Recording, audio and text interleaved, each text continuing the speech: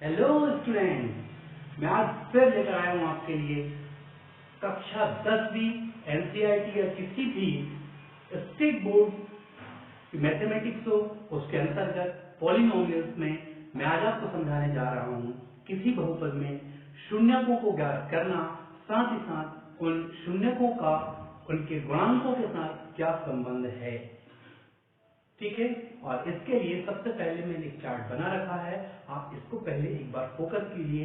आज मैं आपके सामने लेकर आया हूँ एक द्विघात बहुपद के बारे में, क्वाड्रेटिक पॉलिनोमियल्स के बारे में। इसके शून्य ज्ञात करने हैं और शून्य का उनके गुणांकों के साथ एक क्या संबंध होना चाहिए, ये हम देखना चाहते हैं। देखिए, सबसे पहले हम एक क्वाड्रेटिक पॉलिनोमियल्स यानी द्विघात बहुपद ले रहे हैं, और आप अच्छे से जानते हैं कि द्विघात बहुपद कैसे बनाए जाते हैं। और जिन बच्चों ने इसके पहले के मेरी वीडियो नहीं देखा है तो बहुत ही कम समय में बताना चाहूंगा कि द्विघात बहुपद कैसे बनता है। द्विघात बहुपद का मतलब ऐसा बहुपद जिसमें अधिकतम घात 2 की हो। तो आप स्टार्ट करेंगे x पर 2 की पावर से, यानी आपको स्टार्ट करना है x to the power x पे 2 की घात, फिर x पर 1 की घात, x पर 0 की घात। So here power of x is highest, so power of x is 2, again 1 and 0।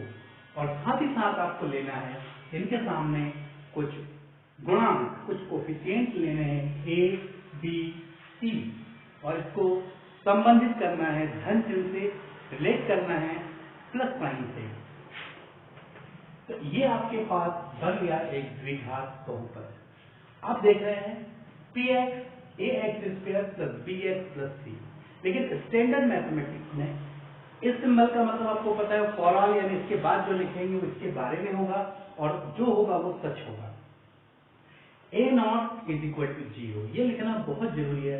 बहुत से स्टूडेंट जो कुंजी गाइडों से पढ़ते हैं उसका जो उपयोग करते हैं, मैंने देखा है कि इसकी एंट्री नहीं करते। तो आप ध्यान रखेंगे a नॉट इक्वल टू 0, ऐसा इसलिए है क्योंकि यदि a 0 हो गया, यदि मान के चलिए यहाँ पर ये 0 होता और इंटू एक्स स्क्वायर, तो ये पूरा स्टेप ही क्या हो जाता, 0 हो जाता। और जब वो स्टेप 0 हो जाता तो ये स्टेप नहीं रहता, और जब नहीं रहता तो क्या दो घात का कोई पद आपको दिखता, नहीं दिखता ना। और जब वो नहीं दिखता तो क्या आप उसे द्विघात बहुपद कहते, बिल्कुल नहीं कहते। इसलिए ध्यान रखना बच्चों, आपको एक एक पॉइंट, एक एक बारीकियां मैथमेटिक्स में पढ़नी पड़ेगी। आप जितनी गहराई से पढ़ेंगे मैथमेटिक्स आपको उतना ही सरल लगेगा। ठीक है, चलिए, तो आप समझ गए कि ax square plus bx plus c ये एक द्विघात बहुपद है। a नॉट इक्वल टू 0 और a b c r में शामिल है, मतलब रियल नंबर में a b c, और ये जो सिंबल आप देख रहे हैं इसको बोलते हैं बिलोंग्स टू। आप देख रहे हैं ये जो सिंबल है इसे पढ़ने का तरीका है बिलोंग्स टू। बिलोंग्स टू का मतलब होता है शामिल है। तो जैसे आपने वहां लिखा है कि a b c belongs to, कहने का मतलब शामिल है रियल नंबर में, मतलब वास्तविक संख्या है। a b c क्या होंगी, वास्तविक संख्याएं होंगी। ठीक है, अब देखते हैं। अच्छा, बात बताइए, इसमें अधिकतम घात कितनी दिख रही है आपको, 2 दिख रही है। इसका मतलब ये हुआ अधिकतम घात यदि 2 है, इसका मतलब कितने शून्य होंगे, कितने शून्य होंगे इसके, 2 शून्य होंगे, 2 शून्य। बात समझ आ रही, 2 शून्य होंगे। और यदि 2 शून्य होंगे तो वो 2 शून्य कौन से होंगे, अब हमें तो नहीं पता है, तो हम मान के चलते कि एक अल्फा है और एक क्या है, बीटा। 2 शून्य हमें नहीं मालूम है पर कुछ ना कुछ तो प्राप्त होंगे ना, तो एक को हम अल्फा मानेंगे और दूसरे को beta. Okay, we will assume that 2 zero of polynomials, one of them alpha and second one is beta. Alpha and beta are 2 zero of polynomials. But which type of polynomials? Quadratic polynomials. द्विघात बहुपद के 2 शून्य होंगे। अब देखते हैं, हम इसमें यह देखा गया है, इनमें इन दोनों बहुपद, दोनों शून्यकों का यदि योग किया जाए, क्या किया जाए, योग। कहने का मतलब है कि अल्फा और बीटा को यदि हम ऐड करते हैं तो उसका जो परिणाम है इनके गुणांकों, कहने का मतलब कि ए, बी और सी, इन तीनों से क्या संबंध है।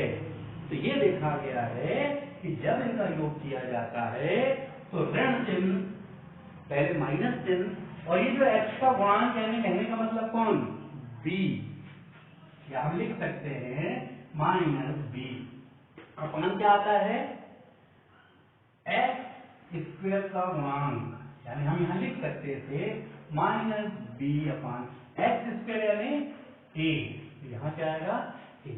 इसका मतलब ये हुआ कि शून्यकों का जो योग है, addition of zero polynomial is equal to minus coefficient of x upon coefficient of x square.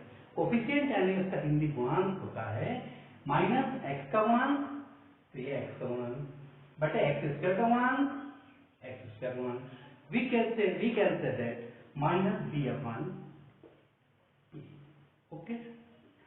इसी प्रकार से यदि इनका गुणन देखा जाए, यानी ये गुणन है, आप गौर से देख रहे हैं, यदि गुणन की बात करते हैं, गुणन की, तो अचर पद कैसे कहते हैं, ये वाला जो है ये कहलाता है अचर पद। तो ये जो अचर पद है वो ये बट्टे होता है एक्स स्क्वायर का गुणांक, और एक्स स्क्वायर का गुणांक कहने का मतलब कितना आया फिर से आपका, एक, मतलब इसका जो आंसर प्राप्त होगा क्या होगा, सी अपॉन ए। तो आपको ये पता होना चाहिए कि द्विघात बहुपद में जो शून्यकों का योग है वो क्या होगा, माइनस एक्स का गुणांक अपॉन ए, और यदि गुणनफल लेके चलते हैं तो फिर सी अपॉन जो अचर पद है, लास्ट वाला पद है, बटे ए, सीधे। अब ये इस तरीके से एक रिलेशन है, और हमें एक प्रश्न करना होगा, इसमें सबसे पहले हम शून्य ज्ञात करेंगे, और शून्य का उनके गुणांकों के साथ हम संबंध ज्ञात करेंगे, और ये देखेंगे कि ये संबंध सही है या नहीं है। नोट कीजिएगा, ठीक है।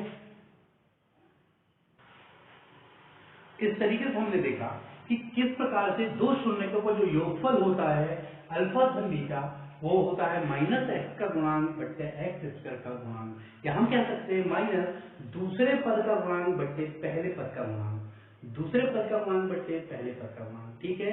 और जबकि उनका जो गुणनफल है वो होता है अचर पद बट्टे एक्स स्क्वायर का गुणांक, ठीक है।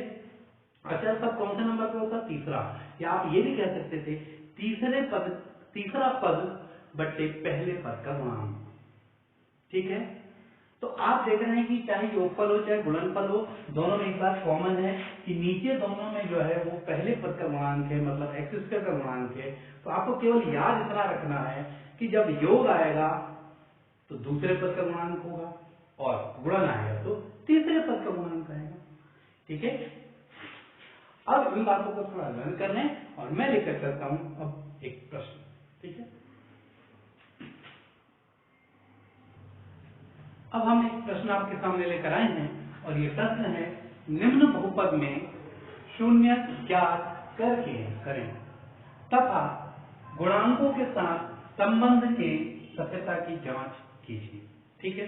इसका मतलब ये हुआ कि हमें यहाँ पहले तो शून्य ज्ञात करना है, और यहाँ पुरानी वही विधियां होंगी जो थी, ठीक है। वैसे तो ये आपको करने के लिए देना चाहिए, फिर भी मैं यहाँ ऐसे करूंगा, ठीक है। क्योंकि पुराने लेक्चर्स में मैंने शून्य को काफी डिटेल समझाया है, तो मैं यहाँ पे डायरेक्ट करूंगा। दूसरी बात ये आती है कि गुणांकों के साथ क्या संबंध है। तो आप देखिए, यहाँ से मेरी वीडियो को देखने आगे बढ़ने के पहले यह जिम्मेदारी बनती है, यदि आपने शून्य वाले किसी भी लेसन को या लेक्चर को नहीं सुना है, आप पहले उसे सुने, ठीक है। और बस कुछ देर पहले ही मैंने जो आपको गुणांकों के साथ संबंध आपको नोट कराया है, इसको थोड़ा माइंड में सेट करें, क्योंकि ये प्रश्न बनने के लिए ये दोनों बातों का होना बहुत जरूरी है, ठीक है। अब मैं लेकर चलता हूँ, सबसे पहले शून्य ज्ञात करूंगा, और उसके बाद फिर मैं संबंध देखूंगा कि मैंने जो आपको संबंध आज बताए हैं क्या वास्तव में वो संबंध सही है। चलिए, अब इस प्रश्न को सॉल्व करने के लिए सबसे पहले हमें छोटी छोटी बातों का ध्यान रखना पड़ेगा। सबसे पहली बात यह है, हमारे प्रश्न में क्या दिया है, क्या ज्ञात करना है, ये लिखना बहुत आवश्यक है। सबसे पहले हमें लिखा है, दिया है, जो बहुपद हमें दिया हम उसे लिख लेंगे। दिया है बहुपद px इज इक्वल टू ये फंक्शन, और यदि आपके क्वेश्चन में px बराबर नहीं भी लिखा रहता है तो भी आप उसे px के द्वारा रिप्रेजेंट जरूर करें, ठीक है ना। तो गिवन दैट में हमने लिख दिए पॉलिनोमियल। ज्ञात करना है, ज्ञात करना में तो आपके प्रश्न में लिखा था कि आपको बहुपद के शून्य ज्ञात करने हैं और उनके गुणांकों के साथ जो संबंध है उसके सत्यता की जांच करना है, ठीक है। अब यदि यहाँ सत्यता की जांच आपके प्रश्न में लिखा है तो आप भी सत्य की जांच करना। वहां लिखा कि संबंध ज्ञात करो तो आप भी लिखना कि संबंध ज्ञात करना। फिर वहां सत्यता की जांच लिखने की आवश्यकता नहीं है। ये डिपेंड करता है कि आपको प्रश्न किस प्रकार से पूछा गया है, ठीक है। हम चले आगे जो अब देखिए, अब सॉल्व करना है, ठीक है। तो कैसे होगा,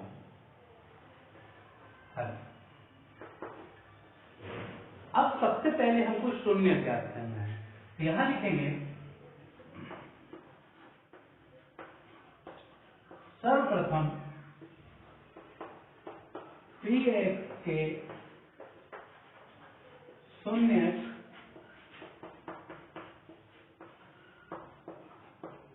ज्ञात करने हेतु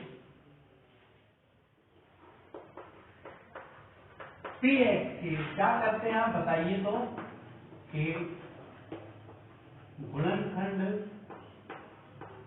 करना होगा, px का गुणनखंड करना होगा। और कैसे करेंगे आप बखूबी जानते हैं, ठीक है। नोट कीजिए, फिर हम आगे देखते हैं। फिर वही तरीका हमारा जो पुराना था, कोई नई बात नहीं है। हमारे पास ये px एक गुणनखंड, ठीक है, बहुपद है ना हमारे पास में। हमने क्या सिखाया था, यहाँ हम थोड़ा सा तेज लेके चलेंगे। हम तेज इसलिए लेके चलेंगे क्योंकि हमने पिछले लेक्चर्स में आपको चूंकि समझा चुका था, इतना स्लो तो नहीं समझाएंगे यहाँ, ठीक है ना बच्चों। ठीक है, देखिए फटाफट 21 का मल्टीप्लाई इसमें करते थे, कितना होता था 210, ठीक है। फटाफट चलना है आपने को, 2 से 105 3 5 5771, ठीक है। अब आप बहुत अच्छे से जानते हैं ये पूरी प्रोसेस। अब इसमें और इस गुणनखंड को बहुत ही स्लो तरीके से देखना है तो आपको जाना पड़ेगा मेरे 9th के लेक्चर में, ठीक है। 9th और 8th के लेक्चर में जाना पड़ेगा आपको। देखें, अब आपके लिए जो मैंने प्रोसेस सिखाई थी आपको, देखें क्या हो सकता है 2 3 5 7,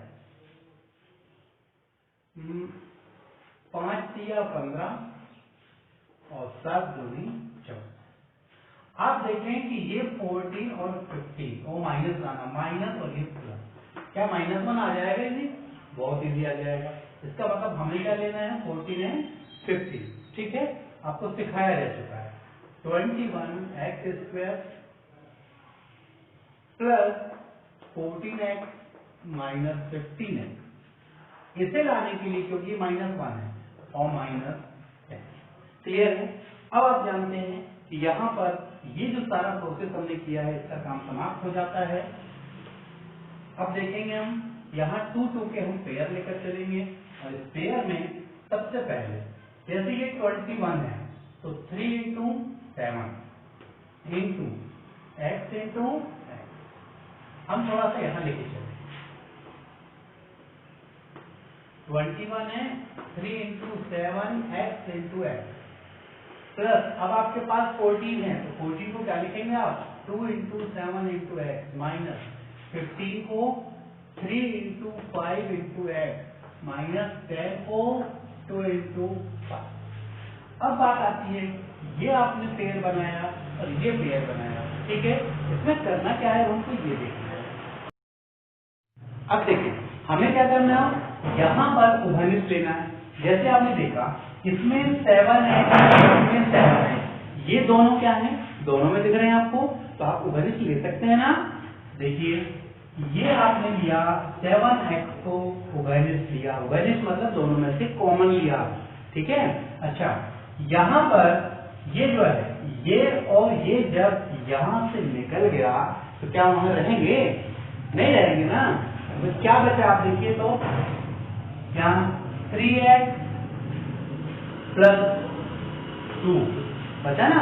चलिए अब हम यहाँ करेंगे और बहुत धैर्य के साथ करना है, ठीक है। गणित अनुशासन मांगता है, हमने पहले भी आपसे कहा था।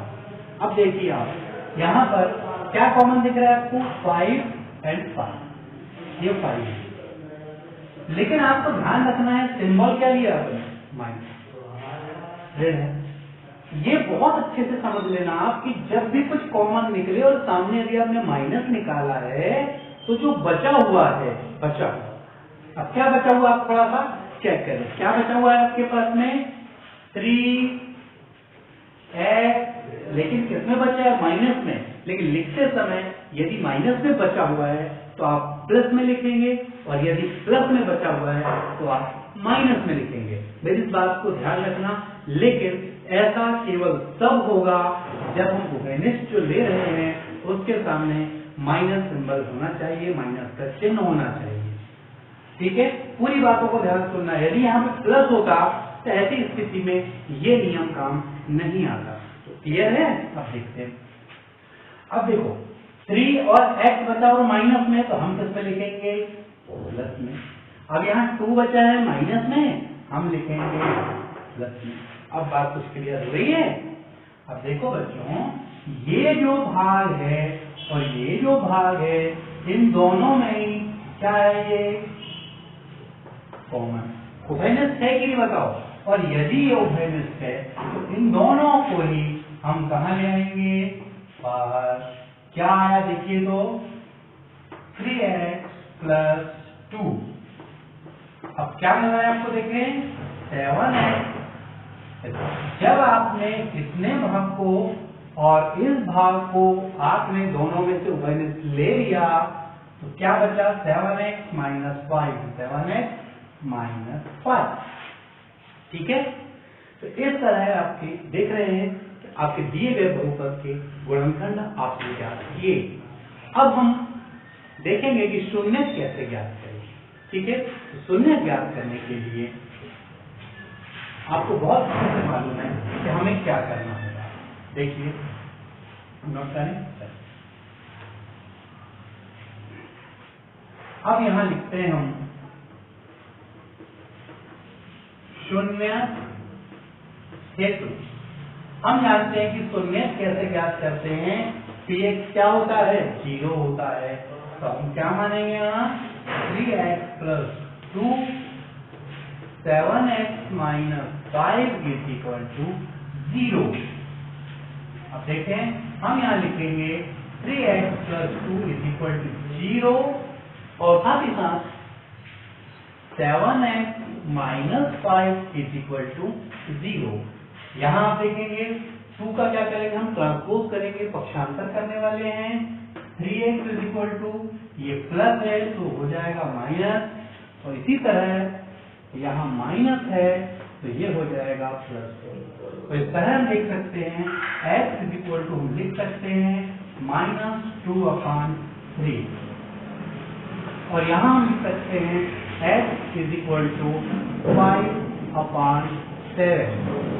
तो इस तरह से हमारे पास दो मान प्राप्त हुए x के, और ये x के दो मान जो है यही कहलाते हैं शून्य, एक अल्फा और एक बीटा। जो हमने माना था कि दो शून्य अल्फा और बीटा होंगे, तो एक हुआ अल्फा ये और एक हुआ बीटा ये दो शून्य हमने ज्ञात किया है। अब हम ज्ञात करेंगे कि इनमें इनके गुणांकों के साथ क्या संबंध है, ठीक है, और सत्यता की हम जांच करेंगे। लेकिन इससे पहले आप इसे नोट कीजिए।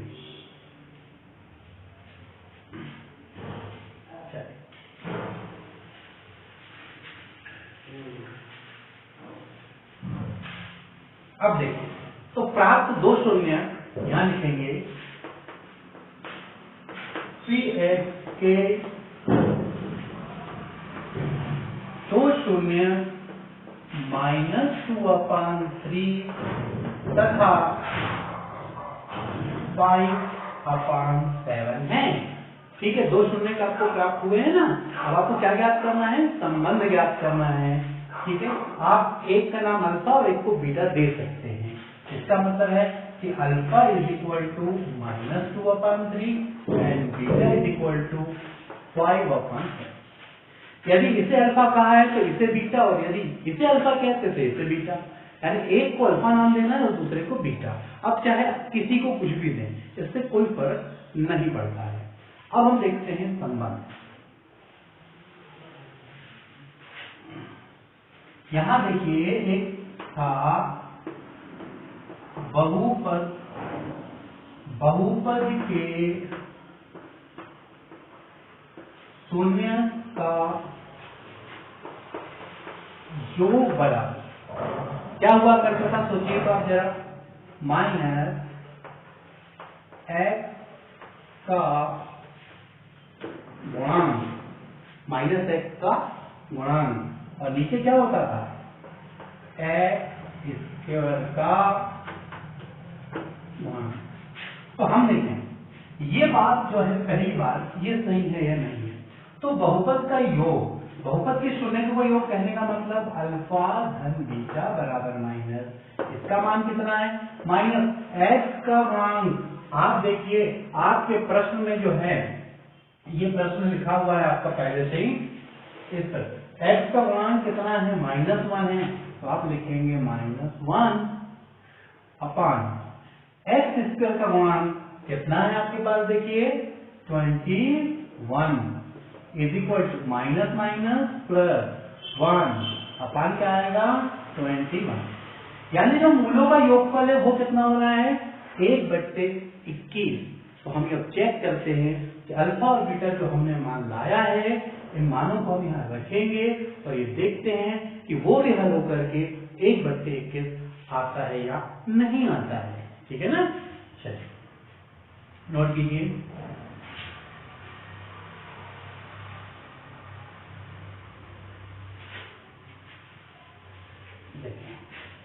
हम हल देख रहे हैं अल्फा धन बीटा। अल्फा की वैल्यू कितनी आई थी हमारे पास में, अल्फा का मान कितना आया था, तो हमें अल्फा और बीटा का मान हमें यहाँ पर रखना है। ठीक है,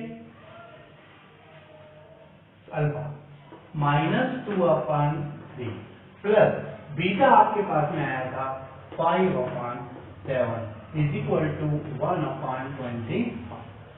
इनका क्या लेंगे हम, देखिए एलसीएम लेंगे, एलसीएम देखिए कितना आएगा एलसीएम इसका 21।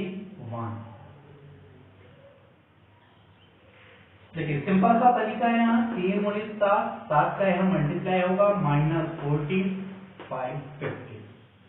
तो अब आप यहाँ पर देखें क्या ये संबंध सही बैठता है 1/21। तो आप देखिए इसका हल आएगा 1 और ये होगा 21 इसका मतलब ये बिल्कुल सत्य है। इसका मतलब जो शून्यकों का योग है वो -x का गुणांक अपान x स्क्वायर का गुणांक होता है। ठीक है, हम यहां लिख सकते हैं अतः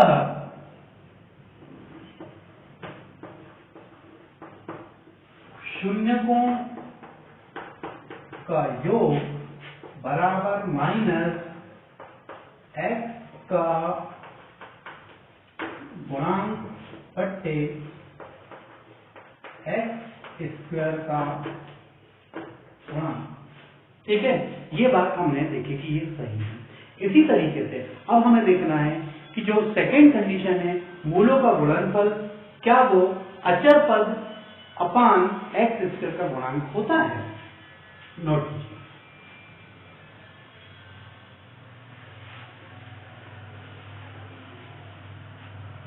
सेकंड पॉइंट